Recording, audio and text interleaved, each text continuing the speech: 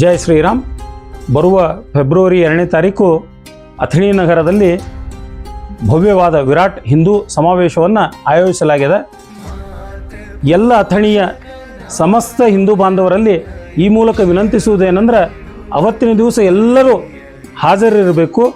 ಅಥಣಿ ಅಷ್ಟೇ ಅಲ್ಲ, ಅಥಣಿ ಸುತ್ತಮುತ್ತಲಿನ ಗ್ರಾಮದ ಸಮಸ್ತ ಹಿಂದೂ ಬಾಂಧವರು ಆ ಕಾರ್ಯಕ್ರಮಕ್ಕೆ ಹಾಜರಿರಬೇಕು. ಫೆಬ್ರವರಿ 2ನೇ ತಾರೀಕು ವಿದ್ಯಾಪೀಠದ ಸ್ಕೂಲಿನ ಆವರಣದೊಳಗೆ ಎಲ್ಲರೂ ಸೇರಬೇಕು. ಮಧ್ಯಾಹ್ನ 3 ಗಂಟೆಗೆ ಅಲ್ಲಿಂದ ಅಗಸಿ ಮೂಲಕ ಶೋಭಾಯಾತ್ರೆಯನ್ನು, ಭವ್ಯ ಶೋಭಾಯಾತ್ರೆಯನ್ನು ಹೊರಡಿಸಲಿದೆ. ಅಥಣಿಯ ಪ್ರಮುಖ ಬೀದಿಗಳ ಮೂಲಕ ಇದನ್ನು ತೆಗೆದುಕೊಂಡು ಹೋಗಿ ಅಥಣಿಯ ಭೋಜರಾಜ ಕ್ರೀಡಾಂಗಣದಲ್ಲಿ ಸಮಾಪ್ತಿ ಮಾಡುವುದು. ಸಾಯಂಕಾಲ ಸರಿಯಾಗಿ 5 ಗಂಟೆಗೆ ಭವ್ಯ ಸಮಾವೇಶವನ್ನು ಉದ್ದೇಶಿಸಿ ವಿಶ್ವ ಹಿಂದೂ ಪರಿಷತ್ನ ಕೇಂದ್ರೀಯ ಮಹಾಮಂತ್ರಿಗಳು ಮಾನ್ಯ ಗೋಪಾಲ್ಜಿಯವರು ಎಲ್ಲರನ್ನು ಉದ್ದೇಶಿಸಿ, ಹಿಂದೂಗಳನ್ನು ಉದ್ದೇಶಿಸಿ ಮಾತನಾಡಲಿದ್ದಾರೆ.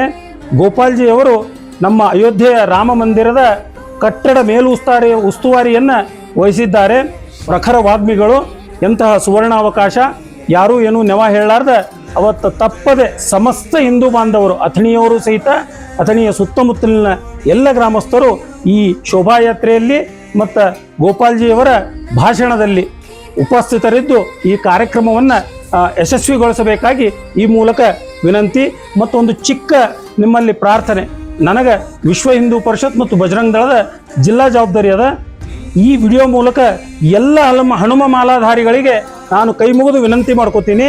ಎಲ್ಲ ಹನುಮ ಮಾಲಾಧಾರಿಗಳು, ಗ್ರಾಮದವರು ಮತ್ತು ಅಥಣಿಯವರು ಎಲ್ಲರೂ ಅವತ್ತು ಸೇರಬೇಕು. ಸರಿಸುಮಾರು 2000 ಮೇಲ್ಪಟ್ಟು ಸಂಖ್ಯೆ ಇದೆ ನಮ್ಮದು ಹನುಮ ಮಾಲಾಧಾರಿಗಳದು. ಎಲ್ಲರೂ ಉಪಸ್ಥಿತರಿದ್ದು ಈ ಕಾರ್ಯಕ್ರಮವನ್ನು ಯಶಸ್ವಿಗೊಳಿಸಬೇಕು. ಹಿಂದೂ ನಾವೆಲ್ಲ ಬಂದು ಜೈ ಶ್ರೀರಾಮ್.